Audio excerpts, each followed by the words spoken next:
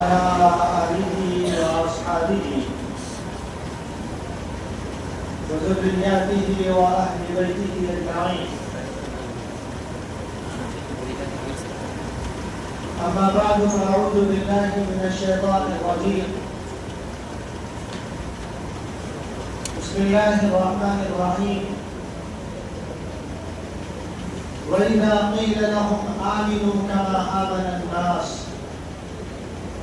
قالوا أنؤمن كما آمن السفهاء ألا إنهم هم السفهاء ولكن لا يعلمون. وقال تعالى في موضع آخر فإن آمنوا بمثل ما آمنتم به فقد اهتدوا. وقال تعالى وألزمهم كلمة التقوى وكانوا أحق بها وأهلها. وقال تعالى أولئك الذين امتحن الله قلوبهم للتقوى. صدق الله العظيم. رب اشرح لي صدري ويسر لي امري واحلل عقدة من لساني يفقهوا قولي. رب اشرح لي صدري ويسر لي امري واحلل عقدة من لساني يفقهوا قولي. رب اشرح لي صدري ويسر لي امري واحلل عقدة من لساني يفقهوا قولي. اللهم أرنا الحق حقا وارزقنا اتباعه وأرنا الباطل باطلا وارزقنا اجتنابه. اللهم أرنا الحق حقا وارزقنا اتباعه وأرنا الباطل باطلا وارزقنا اجتنابه. اللهم أرنا الحق حقا وارزقنا اتباعه وأرنا الباطل باطلا وارزقنا اجتنابه.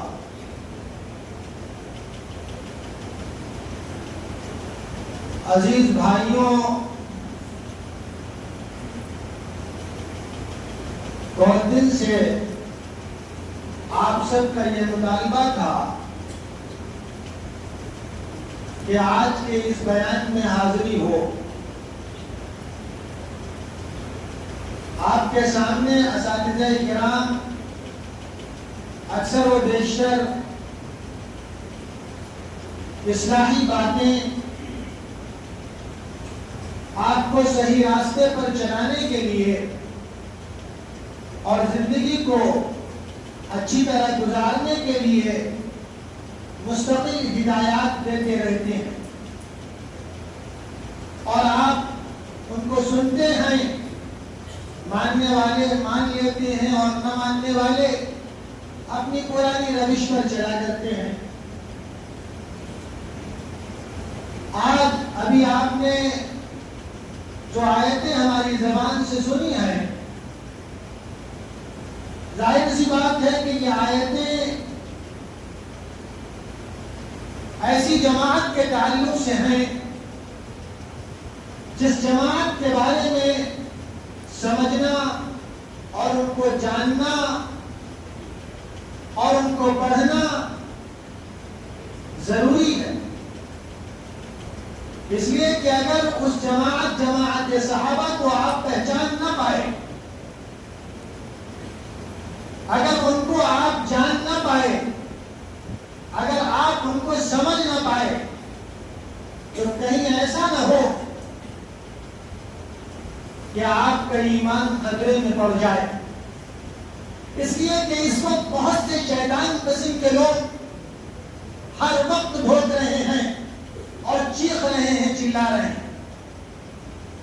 یہ کوئی آج کا نیا طریقہ نہیں ہے کہ آج کچھ لوگ اٹھے اور اٹھ کر کے انہوں نے کچھ بیان بازی کر دی اور اس کے بعد پھر دروپ پہ بیٹھ گئے.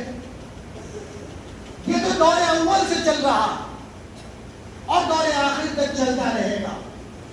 لیکن ایسے علماء سو کے مقابلے میں علماء ربانیین ہمیشہ کھڑے ہوئے اور انہوں نے ان کو آئینہ دکھلانے کی پوری کوشش کی، ان کو راہ راست پر لانے کے لیے، صراط مستقیم پر چلانے کے لیے آخری درجے کی کوششیں کی، لیکن اب جس کی قسمت میں ہدایت نہ ہو اس کے لیے کوئی کیا کر سکتا؟ اللہ تبارک و تعالیٰ نے دین اسلام کی بنیادیں حضور نبی پاک صلی اللہ علیہ وسلم کے ذریعے سے ایسی مضبوط رکھی اور ان بنیادوں پر ایسی عمارتیں قائم کی جو بنیادیں آج تک متزلزل نہ ہوئی ہیں اور قیامت تک اسی طرح جمی رہیں گی، اسی طریقے سے ان کو ثبات حاصل رہے گا، وہ مضبوط رہے گی، کوئی ان کو ہلا نہیں پائے گا، چاہے پوری دنیا ایک طرف کیوں نہیں اکٹھا ہو جائے۔ اس لیے کہ دین اسلام کثرت کے ساتھ نہیں چلا کرتا۔ یہ مطلب نہیں کہ دین اسلام کے مقابلے میں دین اسلام کی مخالفت پر بہت سے لوگ اکٹھا ہو گئے اور ان کی تعداد بہت بڑی ہوئی لہذا آپ دین اسلام کو ڈھا دیں گے، ایسا کبھی نہیں ہوا۔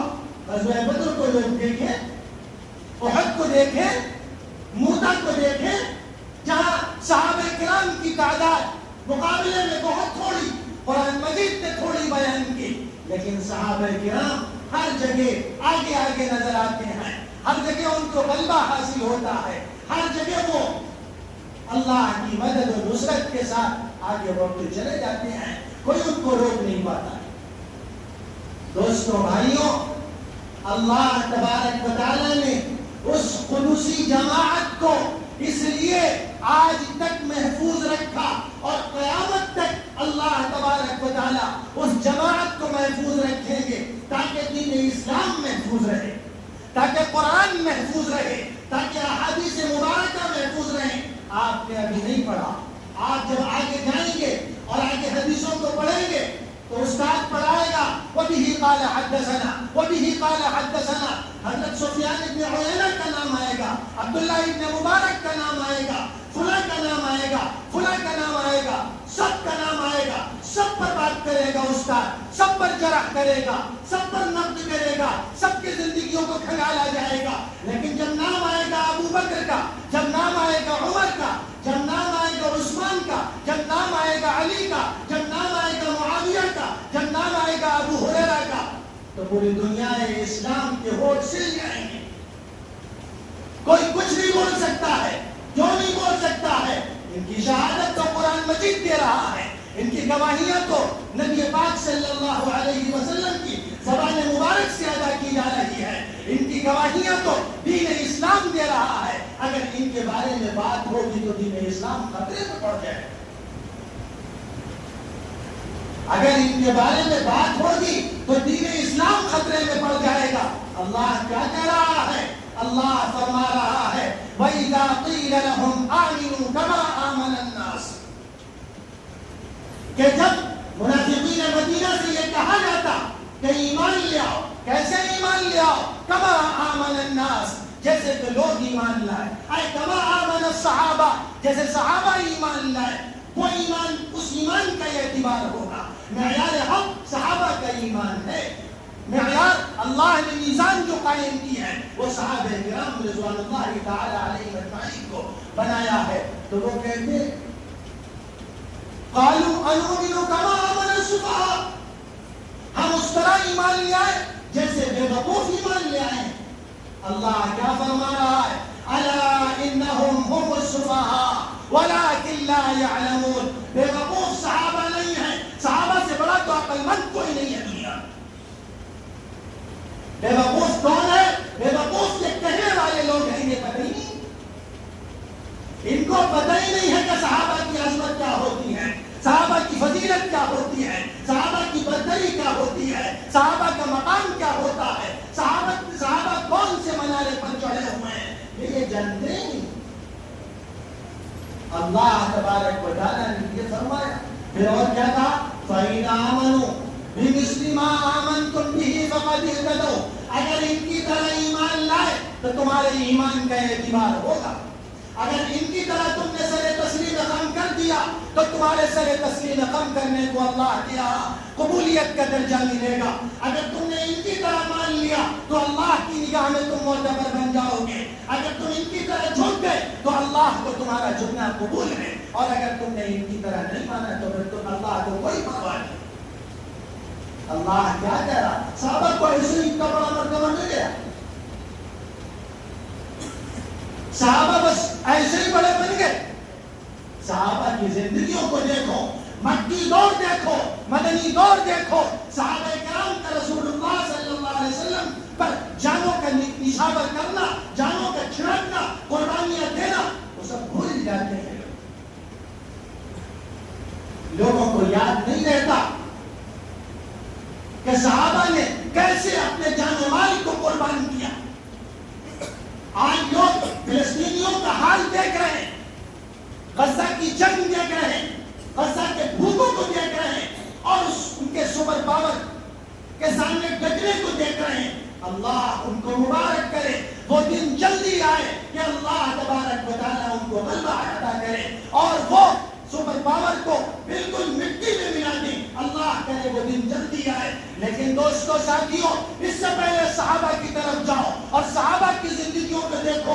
شعب ابی طالب کو دیکھے لوگ کہ شعب ابی طالب میں صحابہ کرام بھوکوں مر رہے تھے، کھانے کے لیے پتے ڈھونڈ ڈھونڈ کے لائے جاتے تھے، چمڑے سکھا سکھا کر کے، چمڑوں کو جلا جلا کر کے، بھون بھون کر کے چبایا جاتا تھا۔ اس لیے چبایا جاتا تھا تاکہ بھوک مٹ جائے۔ لوگ بھول گئے سب۔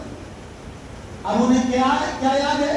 انہیں یہ یاد ہے امیر معاویہ نے یہ کیا، امیر معاویہ نے وہ کیا۔ امیر معاویہ کو تمہارے گھر کی نعوذ باللہ نوکر ہے کیا؟ حضرت معاویہ رضی اللہ تعالی عنہ وہ شخص ہے جن کو اللہ کے رسول کی دعائیں حاصل۔ امیر معاویہ کا مقام، امیر معاویہ کو گالی دینے کا مطلب یہ ہے کہ حضرت فاروق اعظم کا جنازہ پہلے پڑھو اور پھر اس کے بعد حضرت امیر معاویہ کو گالی دو۔ حضرت فاروق اعظم نے حضرت امیر معاویہ رضی اللہ تعالی عنہ کو شام کا گورنر بنایا۔ حضرت فاروق اعظم کون تھے؟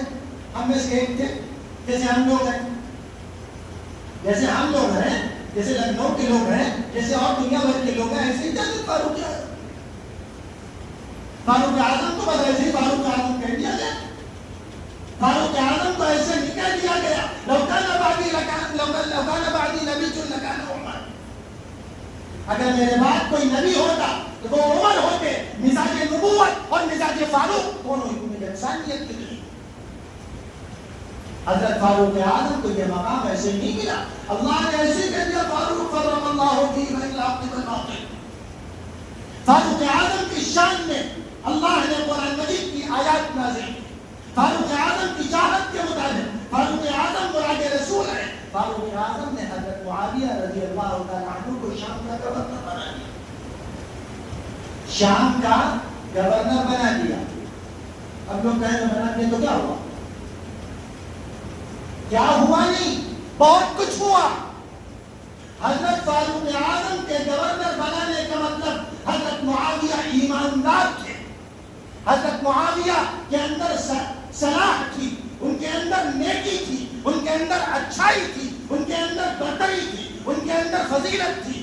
اللہ تبارک و تعالیٰ نے حضرت فاروق اعظم کے ذریعے سے حضرت معاویہ کو شام کا گورنر بنایا، اور حضرت فاروق اعظم کی پوری زندگی، ایک دو دن نہیں، پوری زندگی حضرت معاویہ رضی اللہ تعالیٰ عنہ شام کے گورنر رہے۔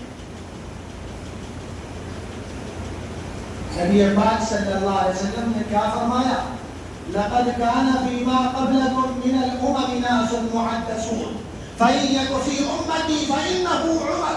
کہ گزشتہ قوموں میں، گزشتہ امتوں میں بہت سے محدث پیدا ہوئے، اگر میرے امت میں کوئی محدث ہے تو وہ عمر ابن خطاب۔ محدث کسے کہتے ہیں؟ ہوگا کوئی لفظ ایسی؟ اس کی تشریح امام نبوی کرتے ہیں اور کہتے ہیں یجری السواد علی السنتہم۔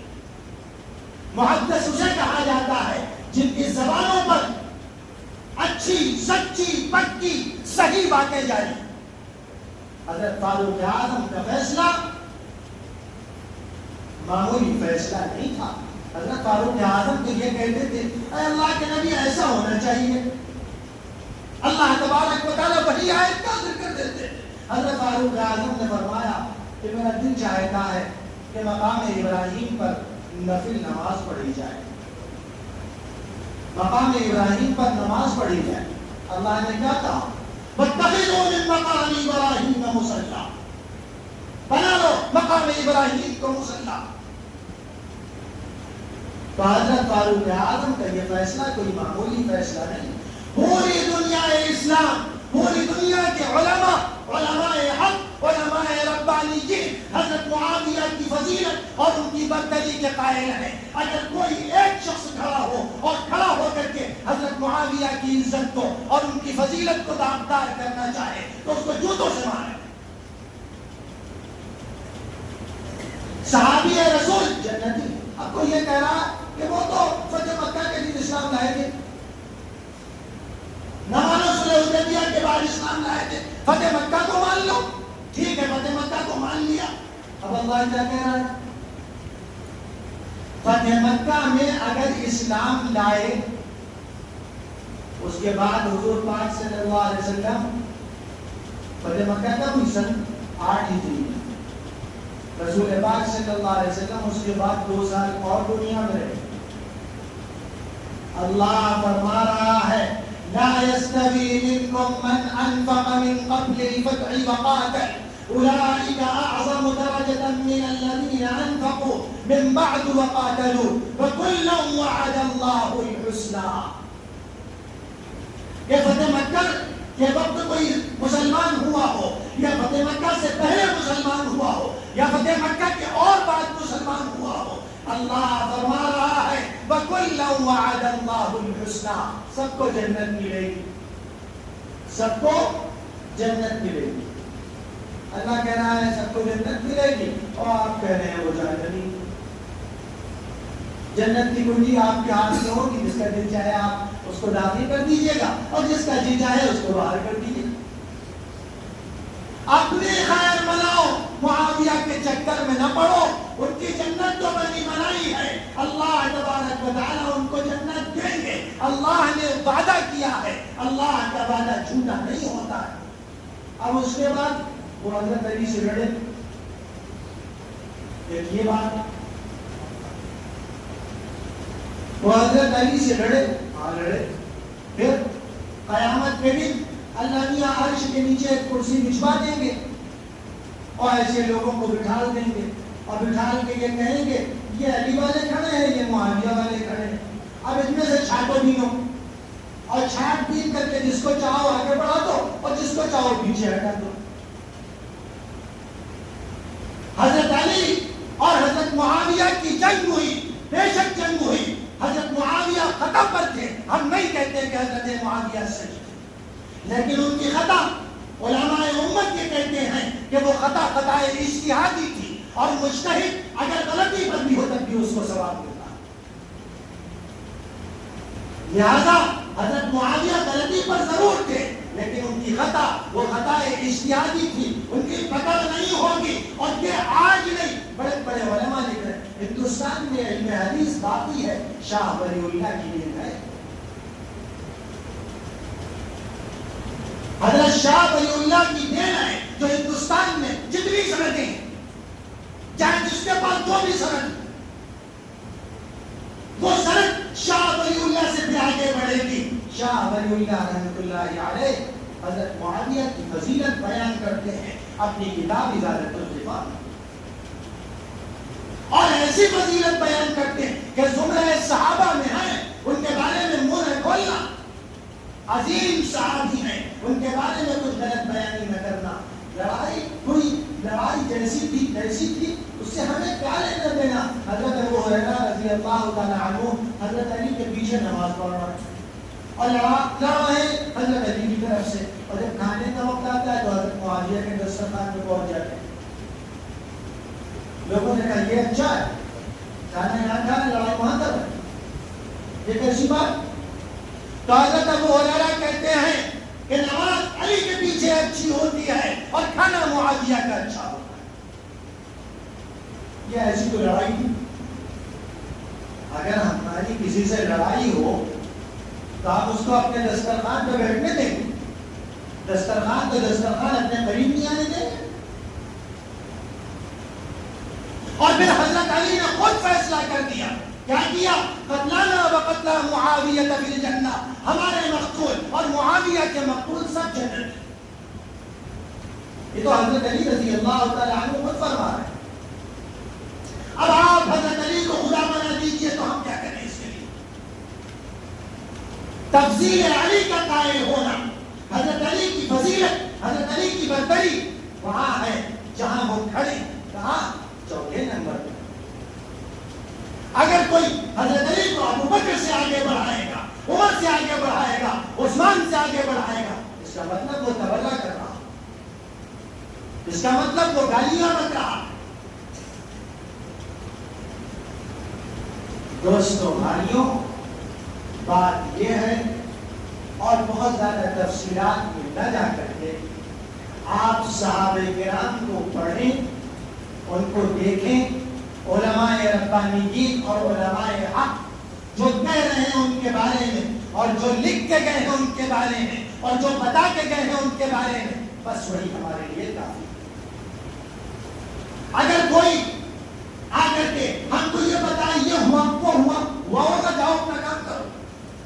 ہمیں کسی کی کوئی بات نہیں سننا ہے. یوٹیوب لوگ دیکھ رہے ہیں، فیس بک پہ دیکھ رہے ہیں، دنیا تماشا دیکھ رہی اور دنیا یہ سمجھ رہی اسی کا نام دین اسلام ہے.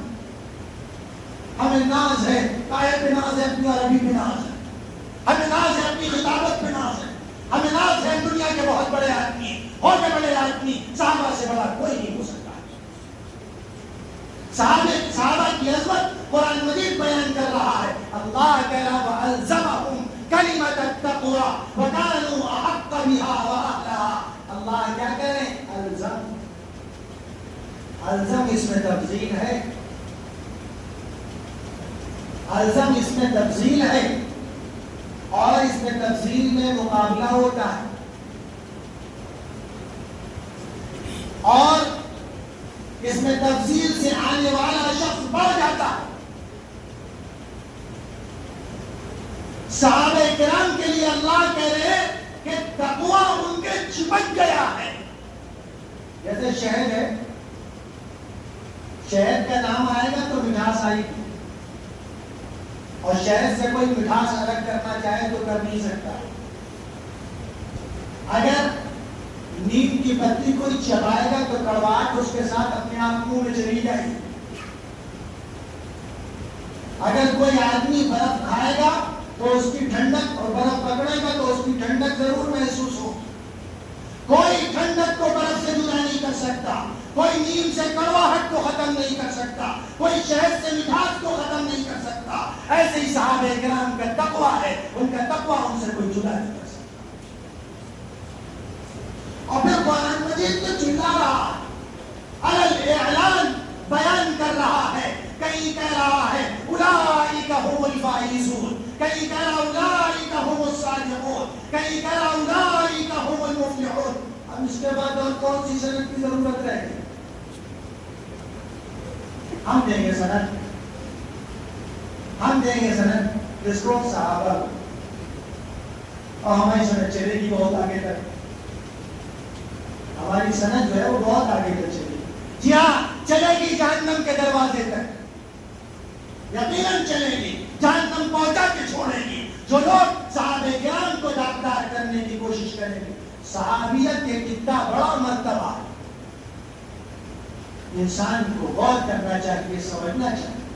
صحابیت ایک اتنا بڑا مرتبہ ہے کہ پوری دنیا کے مسلمان جمع ہو جائیں اور جمع ہو کر کے اللہ کی فرمانبرداری پر ڈٹ جائیں، فرمانبرداری کرتے رہیں کرتے رہیں کرتے رہیں. ایک لمحہ بھی پوری زندگی اللہ کی نافرمانی نہ کریں. صحابہ سے آگے نہیں بڑھ سکتے، صحابہ سے آگے نہیں بڑھ سکتے.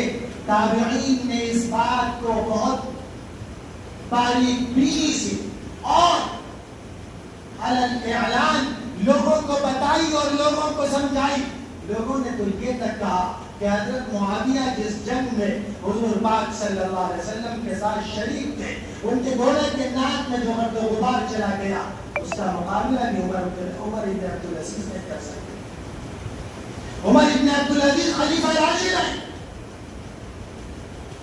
عمر ابن عبدالعزیز کو مذہب اسلام میں 5ویں خلیفہ کا درجہ حاصل ہے، لیکن کوئی مقابلہ نہیں کر سکتا. اللہ تبارک و تعالیٰ نے ان تمام بحثوں میں پڑھنے سے اور نبی پاک صلی اللہ علیہ وسلم نے اور بعد کے نبی پاک صلی اللہ علیہ وسلم کے پیروکاروں نے ان تمام بحثوں میں پڑھنے سے ہم کو روک دیا.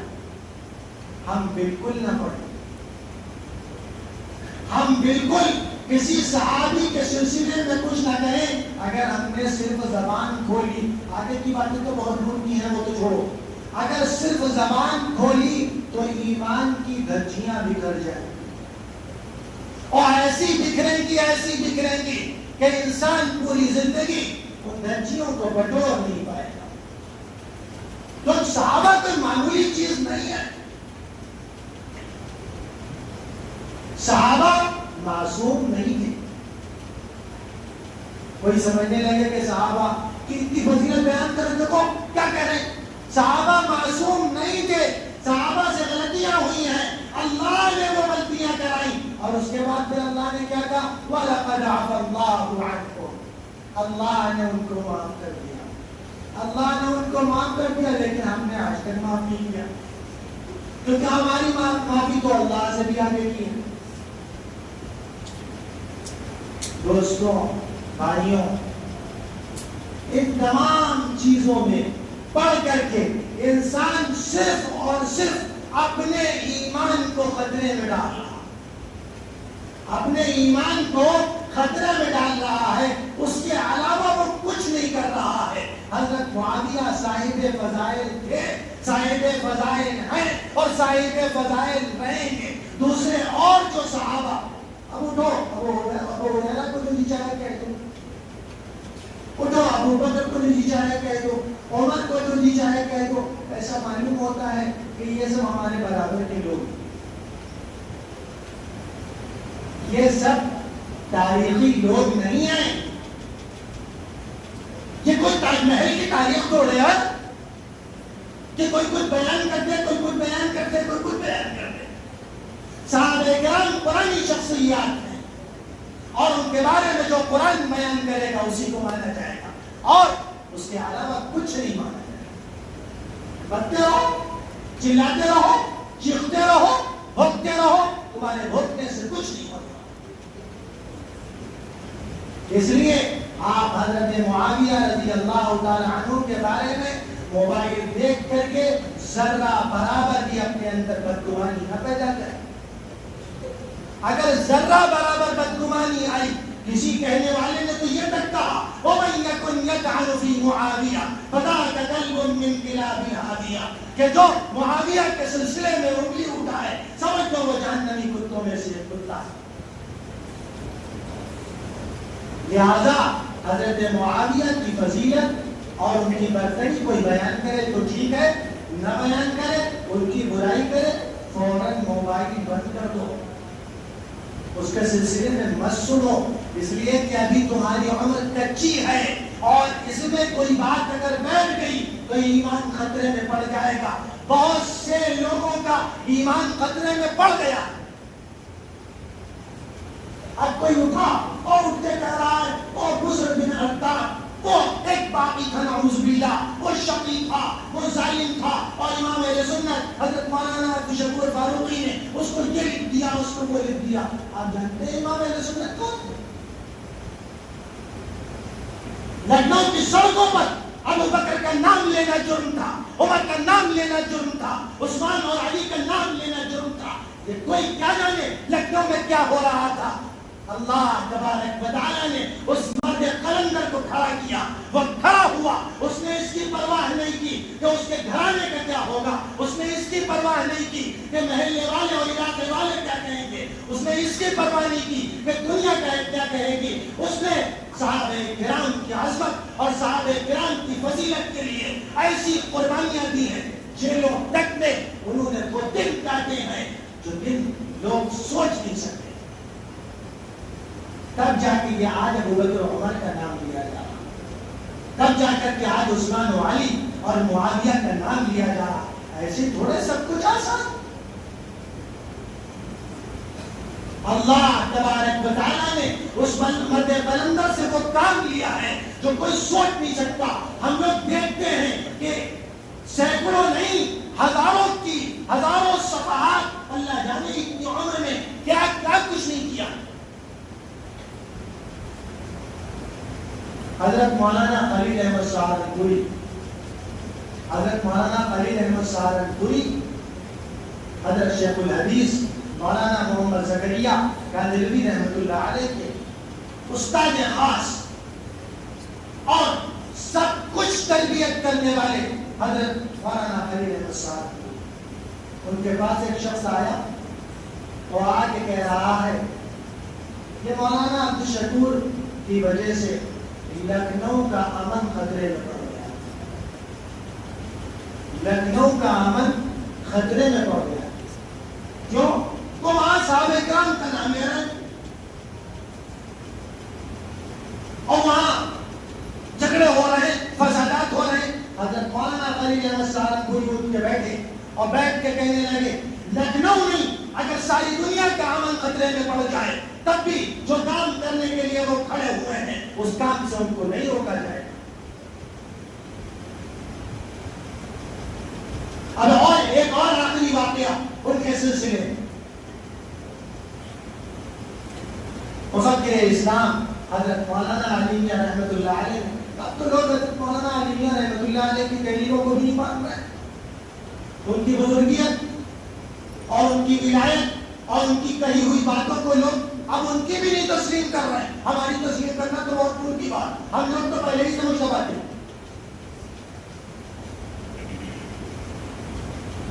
انہوں نے اپنی کتاب سمانے حضرت مولانا عبدالقادر رائے پوری میں لکھا. یہ حوالہ ہم اس لیے دے رہے ہیں کہ اگر کوئی دیکھنا چاہے تو وہاں جا کے دیکھے. حضرت رائے پوری رحمۃ اللہ علیہ کے پاس ایک شخص حاضر مجلس ہوئے، ان کی مجلس میں حاضر ہوئے اور اخبار کھولا. جب اخبار انہوں نے کھولا تو سرخیوں میں لکھا ہوا تھا کہ فلاں تاریخ کو حضرت مولانا عبدالشکور صاحب کا انتقال ہوا. حضرت رائے پوری علالت میں مبتلا ہے، بیمار، اٹھ نہیں سکتے. ایک دم سے سن کے اٹھ کے بیٹھ گئے. جو شخص دو آدمیوں کے سہارے سے اٹھتا تھا وہ جوش میں آ کے اٹھ کے بیٹھ گیا اور انا للہ و انا الیہ راجعون پڑھا. اور پڑھنے کے بعد کچھ دیر خاموش رہے اور خاموش رہنے کے بعد کہنے لگے وہی تو میں کہوں، ان کو لینے ابو بکر عمر عثمان علی نہیں آئیں گے تو کس کو لینے آئیں گے؟ اور بین القوسین حضرت مولانا نے یہ بھی لکھا کہ ان کے استقبال کے لیے ابو بکر عمر عثمان علی آئے تھے. کوئی معمولی بات، کوئی آسان چیز ہے؟ اس لیے ہر آدمی آج ہو، کل ہو، پرسوں ہو، آپ عالیہ اولا میں ہیں، ثانیہ میں جائیں گے، ثالثہ میں جائیں گے، رابعہ میں جائیں گے، وہاں جا کے اپنے کو تو ناکام سمجھنے لگیے گا. بہت سے ایسے لوگ تباہ ہوئے جا رہے ہیں، برباد ہوئے جا رہے ہیں. وہ یہ سمجھ رہے بہت بڑا لکھاوڑ ہو. ہم یہ سمجھتے ہیں کہ وہ سستی شہرت کے حصول کے لیے یہ سب کچھ کر رہا ہے اور شہرت اللہ کو بالکل پسند نہیں. اگر شہرت حاصل کرنے کے لیے علم دین حاصل کیا جائے تو قیامت کے دن پکڑ ہو جائے. اس لیے کسی بزرگ کے بارے میں اللہ کے رسول صلی اللہ علیہ وسلم نے فرمایا من عادى لي وليا فقد آذنته بالحرب، کہ جس نے کسی ولی سے دشمنی کی میں اعلان جنگ کر رہا ہوں اس سے. صحابہ سے بڑا کوئی ولی ہو سکتا ہے؟ صحابہ سے بڑا کوئی ولی ہو سکتا ہے؟ الا ان اولیاء اللہ لا خوف علیہم ولا هم يحزنون الذين آمنوا وكانوا يتقون لهم البشرى في الحياة الدنيا وفي الآخرة. لہذا سب سے پہلے صحابہ کے بعد تابعین، تابعین کے بعد تبع تابعین اور تبع تابعین کے بعد علماء امت، اور یہ آج تک تک سلسلہ چل رہا ہے اور قیامت تک یہ سلسلہ چلتا رہے گا. اس لیے کبھی کسی کے بارے میں اپنی زبان کو نہ صحابہ اور نہ غیر صحابہ، اللہ کا جو ماننے والا ہے، اللہ تبارک و تعالی کے احکامات پر جو چلنے والا ہے، اس کے بارے میں کبھی کچھ نہ کہو. اس لیے کہ پتہ نہیں ہم کیا کہہ دیں اور اللہ تبارک و تعالی کی نگاہ میں ہم مجرم قرار پا جائیں، ہمیں پتہ بھی نہ چلے. اچھا اب یہ ساری باتیں سنی. اب اس کے بعد ایک بات غور کرو بات پر. ابھی کسی مجمع سے ایک آدمی کھڑا ہو اور کھڑا ہو کر کے کسی کا نام لے کے اس کے باپ کو گالیاں دینے لگے، اس کی ماں کو گالیاں دینے لگے، اس کے خاندان کے لوگوں کو گالیاں دینے لگے. وہ بیٹھا رہے گا چپ کے، وہ سنتا رہے گا، کچھ نہیں بولے گا. یہ ہو سکتا ہے کہ وہ کچھ نہ بولے لیکن اندر سے وہ کڑھے گا، اندر سے وہ غصہ ہوگا، اندر سے اس کے جذبات ابھریں گے اور جواب دینے والا ہوگا تو جواب دے گا. ہمیں اپنے ابا کی عزت عزیز ہے، صحابہ کرام کی عزت عزیز نہیں.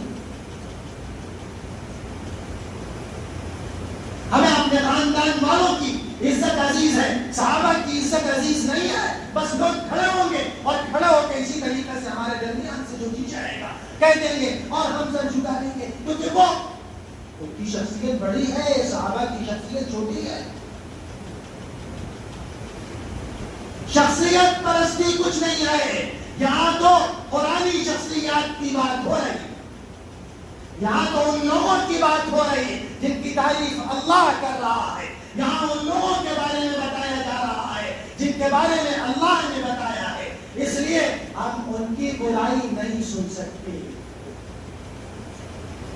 اور کوئی کرے گا تو وہ رانڈے درگاہ ہوگا، دنیا میں بھی ذلیل ہوگا اور آخرت میں بھی ذلیل ہوگا. اور آخرت میں ذلت و رسوائی اس کے ایسے ہاتھ لگے گی کہ انسان تصور نہیں کر سکتا، سوچ نہیں سکتا ہے.